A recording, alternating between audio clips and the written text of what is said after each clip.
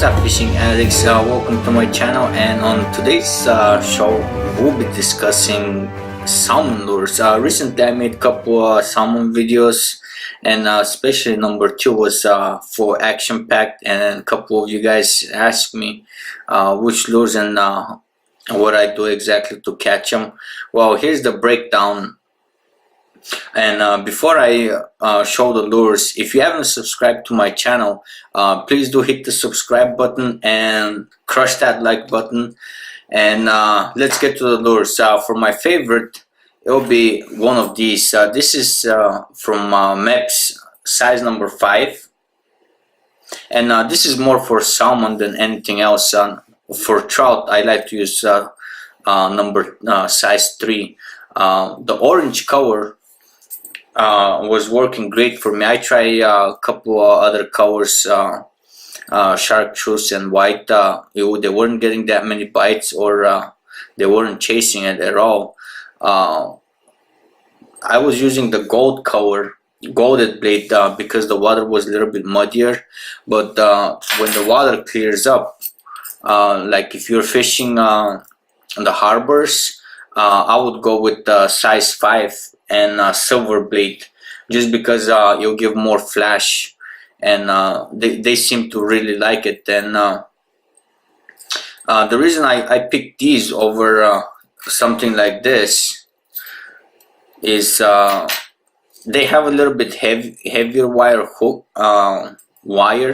than others, and also they are a little bit heavier.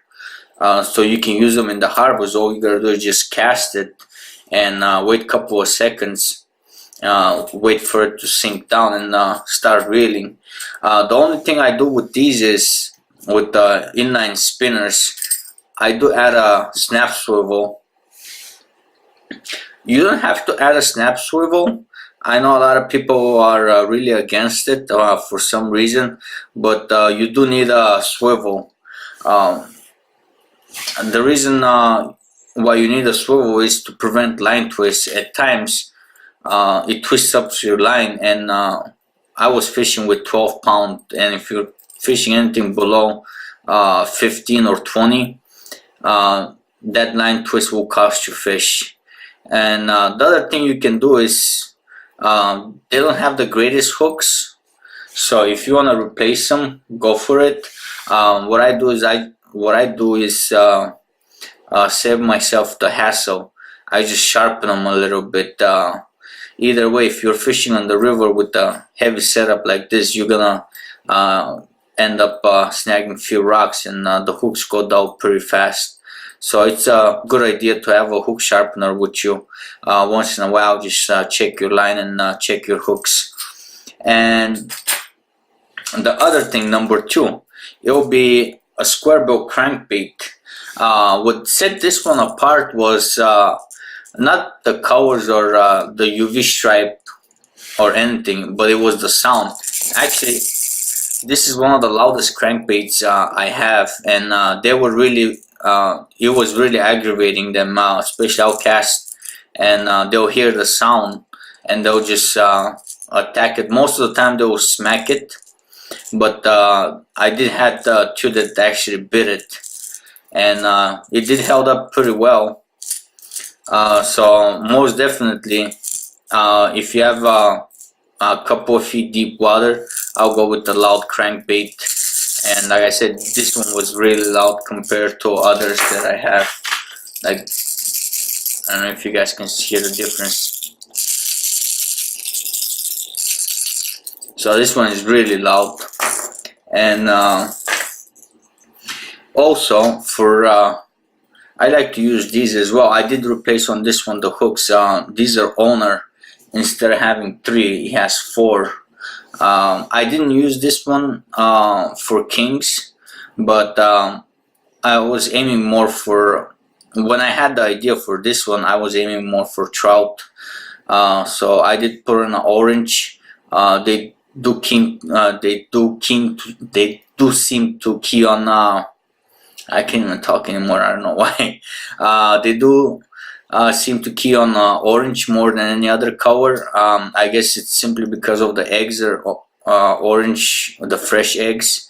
I'm pretty sure later on the season, the eggs are gonna start getting white or greenish when they die. It does help. Also, a friend of mine was telling me he fishes a lot for salmon in the rivers in Michigan State, and he said he'll put hair, tie up some hair on the back of it, and then he'll put the egg on or something that will imitate the egg. And he said he's been getting great results this year with that setup. But like I said, this one's a pretty small one. It will be great for Lakers and Steelies. And also last, this one. I did catch a fish with this one, but they were not as enthusiastic as for these. It is a little bit fragile.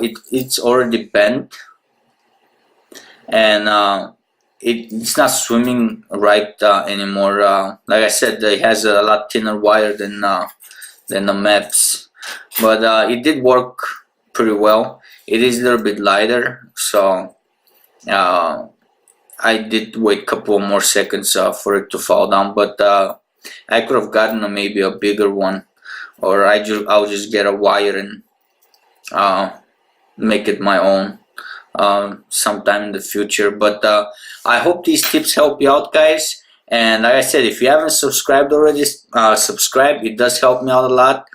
And hit that notification button for the next videos. I've been trying for the past couple of days going out on the river.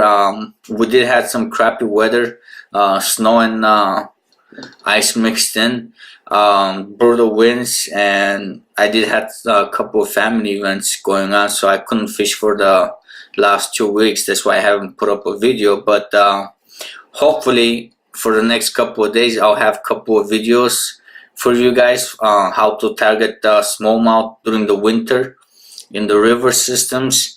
And that said, go get your fix on.